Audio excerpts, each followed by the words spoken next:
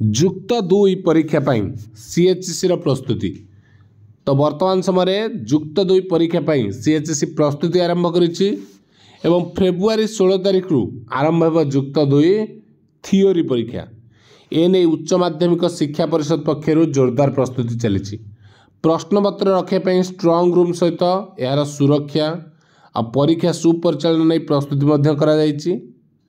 समस्त परीक्षा परिचालना केंद्र ईएमएच रे आवश्यक प्रश्नपत्र आ उत्तर खाता मध्य पहुँचब।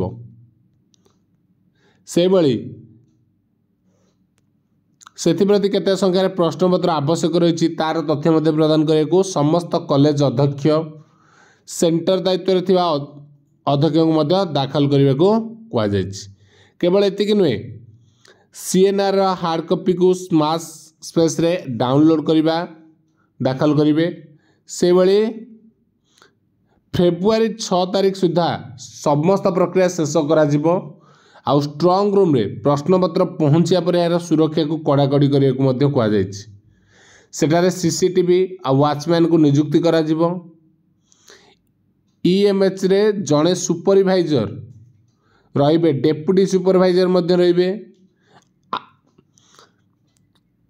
असिस्टेंट सेमती जड़े हेल्पर एवं नाइट वॉचमैन मध्य नियुक्ति कराई।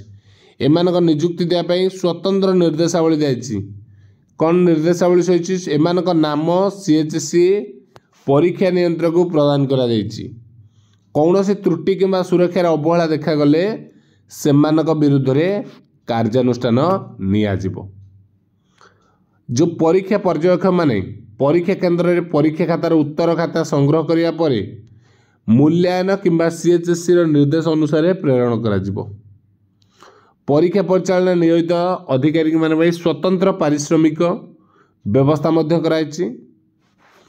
तो जति आवश्यक अच्छे प्रश्नपत्र उत्तर खाता तार तथ्य मध्य मागिछि सीएचसी परिषद। परीक्षा परिचालन केंद्र सुरक्षा व्यवस्था को कड़ाकड़ी करने को निर्देश दी जाइछि।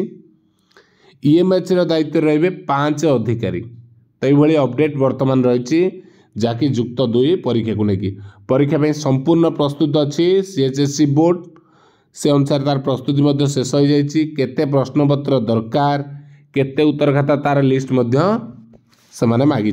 ठीक अच्छे तो ये अपडेट। तो परवर्ती अपडेट आम नेक्स्ट वीडियो नहीं आसवा। Thank you.